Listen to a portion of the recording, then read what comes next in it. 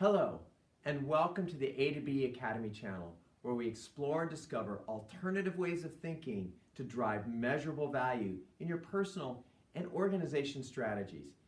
In this channel, we look at getting from point A, where you are right now, to point B. And we try to take as straight a line as possible, and that's sometimes all of our expectations about getting from A to B. But we all know that along the way, we see some twists and turns along the way that make it a little bit more difficult. And what we look at to do on this channel is to provide strategies, analyze ways, and get from A to B in a straight line, kind of ironing out that straight line. Now, have you ever had a situation where you had a great meeting with a bunch of people and you say, hey, this is going to work out great. People take their to-dos, they sign up for stuff. There's a lot of energy going on about like, yeah, we're going to get this done. And then you go, great, you feel really good, high fives at the end of the meeting, you walk away. 2 weeks later, you come back and nothing's done. And you go, gee, what happened? Now, there's a whole bunch of things that could have happened with that. But today, we're going to talk about one particular thing that may be happening, and it's a term called resistance. Now, I'm not going to talk about our own internal resistance. That's for a different time and channel. But what we're going to talk about is external resistance. Not your own internal resistance, but resistance from other people to getting things done. And so the definition of resistance is refusing to accept or comply with something. And we've seen people do that. Or a second definition is attempt to prevent something by action or by argument. And of course, we've seen that happen as well. But what I really like is that resistance is, of course, a scientific term. And the scientific definition, it's in the electrical area. Resistance is the degree to which a substance or device opposes the passage of an electrical current. And this is the part that I love about the definition, which causes an energy dissipation. So don't you feel it when you feel that resistance popping up? Either it's right in your face, or you see it another way, and can't you just feel that energy dissipating? Either oh, here we go again.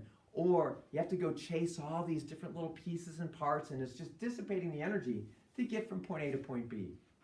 And in today's episode, we're going to look at resistance as a way to conserve more of that energy and focus that energy to get from point A to point B, and creating better strategies for engaging that resistance. Now, what's interesting, resistance actually has a scientific measurement for it. It's called an ohm, O-H-M. And if you want to get really curious about the science of this, go look up Ohm's law of resistance and look that up, and we can talk about that some other time. But right now we're going to talk about resistance in terms of two types: passive resistance and active resistance. Now, I loved engaging in active resistance. When I was consulting for 30 years with big consulting and large Fortune 500 companies, active resistance was in your face. It's people arguing, it's handling objections. And I loved engaging that. Why? Because when somebody actually openly argues with you on something, there's hope. They hope that they're going to change your mind. They hope that something's going to go differently. And they're putting their position, their way of thinking on the table. And now you got something to deal with. So active resistance was always so much better for me to deal with than passive resistance. That's so much harder. Passive resistance is you get the nods. Yeah, sounds good. And then nothing happens, or there's the hallway conversations or something. And so that was always more difficult to deal with. So some of the resistance indicators that you might see, that say, oh, I've got resistance happening here, would be like an open argument. That'd be awesome to engage that. As long as there's a good container for it, where that conflict can happen, I'm totally on board with that. But there's also other types of resistance like hallway conversations, gossip. You talk about what's talked about around the water coolers, like, oh yeah, that's never going to happen. And all those kinds of conversations is a form of passive resistance. And then also, some project management things that you might see in terms of that is slip deadlines. A slip deadline may just be a slip deadline, but a slip deadline might also be people resisting what's happening. And another kind of thing in the same way of thinking is a slow learning curve. Because that might be people going like, I don't really see why we need to do it this new way. And that would be a form of resistance. So sometimes that slow learning curve may be an indicator that you've got resistance in your hands. Another way that I see resistance, which is really difficult to overcome, is what I call knowledge or expertise hoarding. And so this is where people go, hey, I've got the expertise or I've got the knowledge, and so I'm not willing to give that out. And so there's a resistance to collaborate because they want people to come through them for everything. And so there's not a sharing of tips and tricks and expertise and knowledge. And so hoarding is also a form of resistance. And then the last and worst case of resistance that I've seen in the corporate world is sabotage. Now, I didn't see that very much, but I did see it at one client. And when I actually was on a project where we were looking at some customer service data, and it just didn't seem to jive with what other things we were seeing. And we found out that one of the representatives was actually changing the customer service data to make the customer service new procedures look bad. And so when that happens, there has to be immediate action. So there's lots of different ways that you might see resistance. So what do you do about it? So one of the things I want to show you is, I'm very excited about this, is A to B, and this is resistance. That's actually the scientific symbol for resistance, and it just works with our model so well. Getting from A to B, this is where you see resistance in getting from A to B. And so one of the things that I want to present to you is there's 3 key mindsets when you see resistance pop up that I'd really like you to adopt and try to practice and create as a habit, because these ways of addressing resistance will help you navigate it a lot better and conserve some of that energy that might dissipate. So the first mindset to adopt with resistance when you see it is that resistance is normal. Hey, resistance pops up all the time. So don't look at it as something abnormal. Wow, why is that person doing that? It's like, wow, that person's engaging the process. That's great. So it's a normal thing for resistance to happen. So, wait for it, and when it's ready when it pops up, say, okay, this is normal. The second mindset that I'd like to share with you is to come up with solution Z. Now, oftentimes resistance and conflict comes up as, you're trying to do A and I want to do B, and those things are just counter to each other. And when I was in my PhD work in organization behavior a long time ago, I had a small group decision-making class. And the professor there, he's talking about distributive bargaining and integrative bargaining, and you can look those things up too. But basically, he said, whenever there's A versus B on the table, there's always Z. And so, what I try to do is always look at what's the Z solution here? What's the creative solution? And oftentimes what you have to do to get to solution Z is to break a few assumptions, both on who's supporting A and who's supporting B. What are the assumptions you're making about each other or about your own solutions that maybe if you break a couple of the assumptions, you can each both overlap and have something that meets both of your needs and both of your interests. So, always looking for that solution Z. And, one thing that I have as a mindset about that, the number of possible solutions in any situation is as infinite as the stars. So you could find so many solutions here if you just kick in a creative process. So solution Z is the second way you start thinking about how do you reduce or address that resistance. And the third one that I want to put out there that is really key to navigating resistance is true curiosity.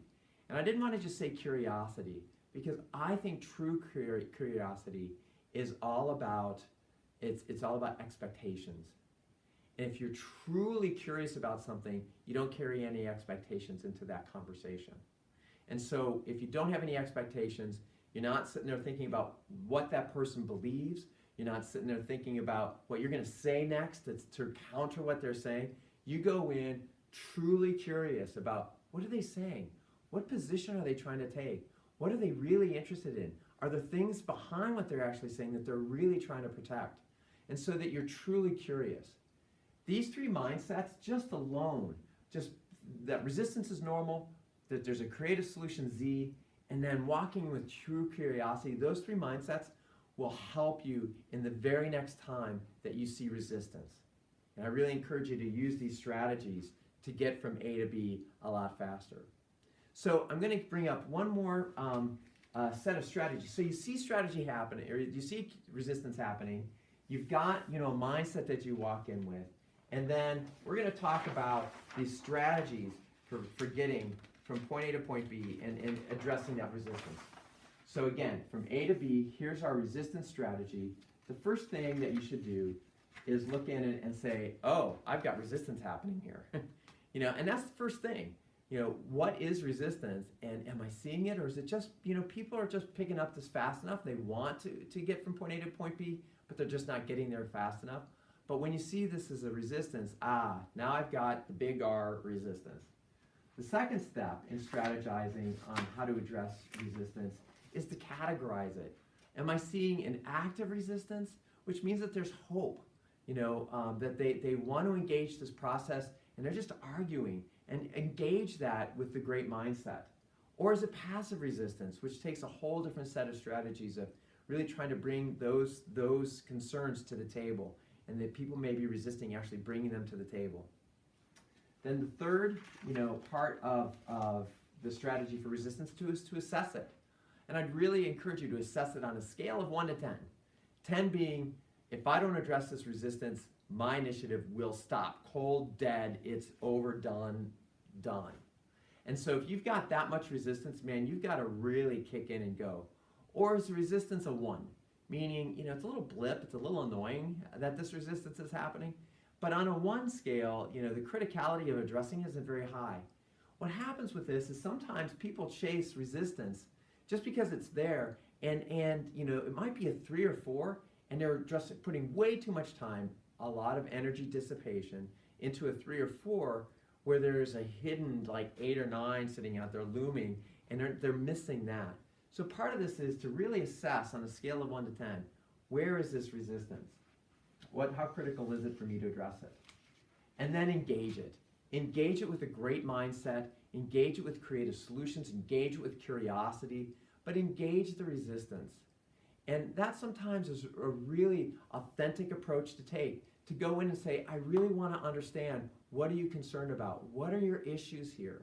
And to really engage those people so there's an exchange happening, and then they feel like they're heard, they feel like their point of view is on the table, their position, their concerns are being taken into account into the solution. So engage that resistance.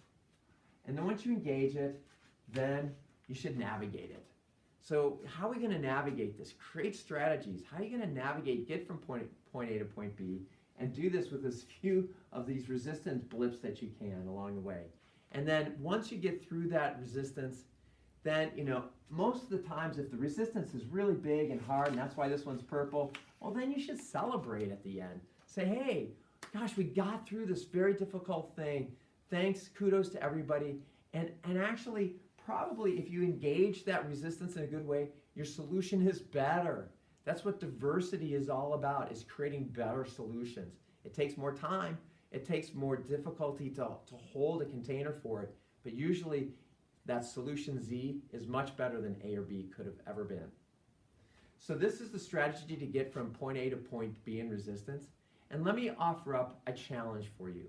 I'd love to hear your points of view on resistance, but also I'd like to hear about some challenges of resistance that you've seen or you're seeing right now, and put them in the comments section below. That'd be awesome to see that.